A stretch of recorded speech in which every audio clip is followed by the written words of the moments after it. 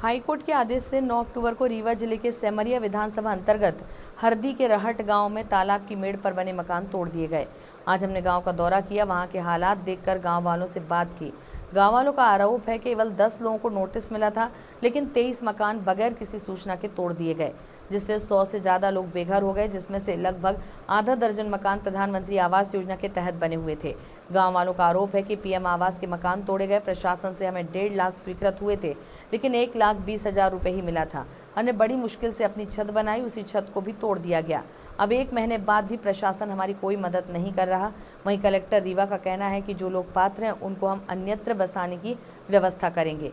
गांव वालों का कहना है कि जब जमीन ही गलत थी तो सरपंच सचिव से हमें पैसे क्यों मिले, उन पर कार्रवाई कब होगी। गांव वाले जानना चाहते हैं क्या सारे मकान अवैध बने थे, क्या सारे मकान को तोड़ने के लिए कोर्ट ने कहा था।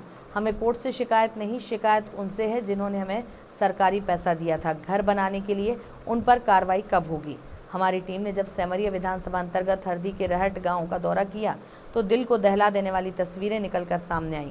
गांव वालों का कहना था कि 10 घरों को नोटिस मिला था, लेकिन 23 मकान के लिए तोड़ दिया गया। ठंड का मौसम आ रहा है, छत चली गई, तिरपाल से काम चला रहे हैं, दूसरी जगह भी कोई इंतजाम नहीं किया गया।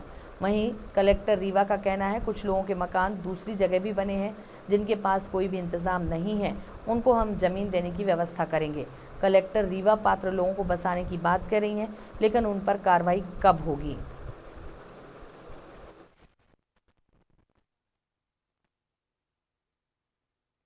करीब 100 घर यहाँ पे इस तालाब के मेड़ में निवासरत था। अचानक प्रशासन के द्वारा 23 लोगों का घर जमींदोज कर दिया गया, जिसमें से 10 लोगों को नोटिस दिया। उनका घर तो गिरा ही गिरा, लेकिन 13 ऐसे परिवार हैं जिनको बिना नोटिस के घर गिरा दिया गया। 1,30,000 हमको मिला है, मजदूरी करके घर बनवाए हैं। इधर उधर कर्जा भी काट के अभी भर कर्जा नहीं पटा है, घर मेरा गिर गया। हमारा मकान गिरा दिया गया, ज़बरदस्ती गिराया गया। पहले वहाँ से आदेश आवा कि मटिया घर 2-4 गिरा दो, वापस आ जाओ। फिर वहाँ से मोबाइल में दाढ़ी वाले के माने कैश गया तो दाढ़ी वाला बोला कि पूरा सफाई कर दो, तो पूरा सफाई कर दिया गया।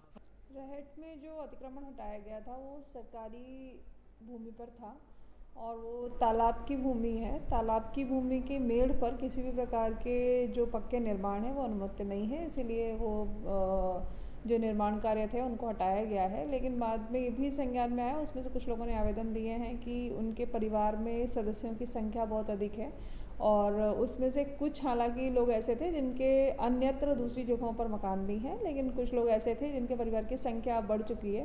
तो यदि वो जो पात्रता की परिभाषा है परिवार की उसमें आता है तो उनके लिए हम लोगों ने एक